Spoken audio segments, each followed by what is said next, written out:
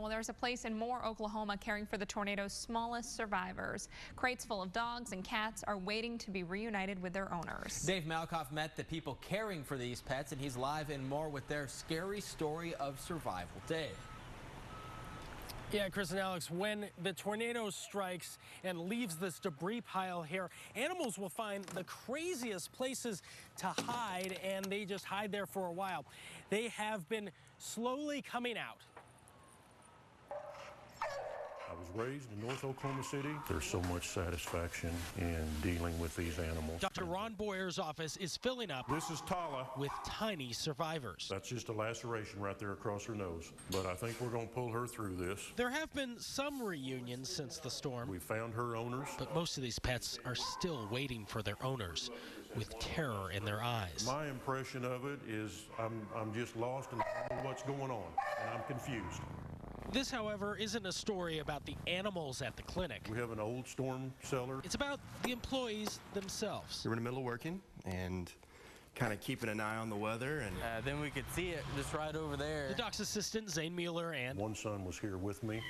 Too close for me. All saw that twister coming right for them. I don't know, there must have been 6 or 7 of us and some employees from the convenience store across the street. And then a few people from the cars. A couple of cars stopped in there, and you could see the debris ball coming, and that's always scary. We could see it over the tree line.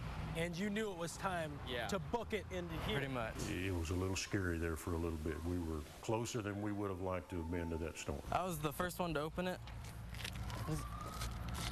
Opened it. There were no lights inside, just a rickety ladder. So you can imagine 15 people trying to get down here as fast as possible. I feel like I'm gonna slip. Yeah. And there's no wind blowing me. People were coming down a lot faster. Yeah, that's for sure.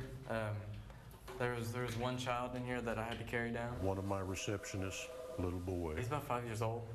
He came down here with us. And my father held the door shut, and there was a few ladies crying just because they didn't have their children with her. With spotty cell phone service, Jeff Boyer wasn't quite sure where his wife and son were until she sent me a message that I got right as I was going down. Got through. Yes, I said, "Are you out of there?" And she sent back, "In a shelter." It got pretty hot down here. And as soon as the noise died down, gosh, it felt like forever, but it was probably 5 or 10 minutes. There was one more text message from the other shelter. This is the picture my wife took. Staring right into the face of the monster, they all survived. That's a mile away. And that's scary. Man, look at that thing. That is scary. And that's the story of one storm shelter that saved 15 people, Chris and Crystal. Chris and Alex. Well, thank you so much, Dave. Amazing stories once again.